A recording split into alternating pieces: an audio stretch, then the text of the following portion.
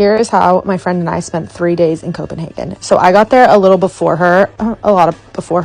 The very first day I landed at like 5:30 in the morning. So I went to our hotel. We stayed at the Bella Grande, which was amazing.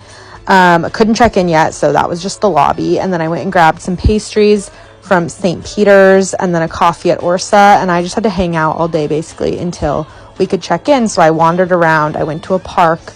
I walked the streets. I did a bunch of yarn shopping, which I made a whole video about. If you're interested in that, you can go find that specifically. I went and read all about Denmark's participation in World War II, which personally for me was a highlight. Not their participation, me reading about it. And then Mindy was here, and so we went and walked around a little bit more. We went to the famous little Nijhaven street, found these little trampolines. It was time to get some food, so we went to Kayak Bar and got these spritzes and some fish and chips, and then we wanted a second dinner, so we went to Cantina.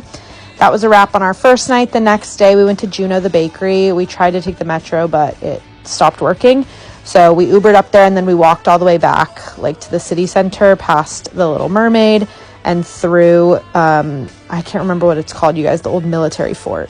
Then we took the ferry over to the island where La Banchina is and walked past Noma. Mindy got a coffee at Noma. That's the closest we're getting to Noma.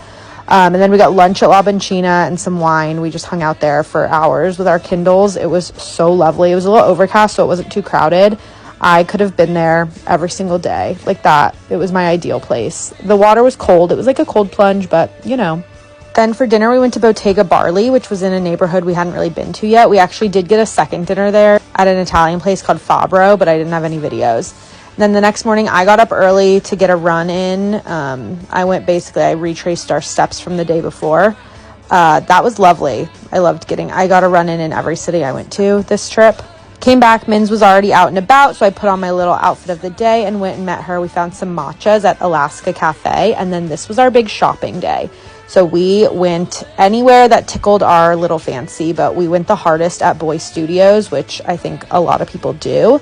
It was fab. It was exactly what you would expect from Copenhagen Scandi style. I wanted these pink boots. I didn't get them, but they do ship to the US, so if you think I should get them, let a girl know. They were a little pricey, but whatever. And then Mindy has been wanting a hairpin for years, literally. So we went to Pico. She got her hairpin. I got a couple crazy little clips.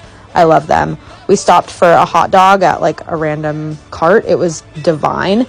And we did a little bit more shopping, dropped all our goods back at the hotel, and then went to Poulet for first dinner. We got a chicken sandwich to share. It was great. And then we went to Clio for second dinner. All the food here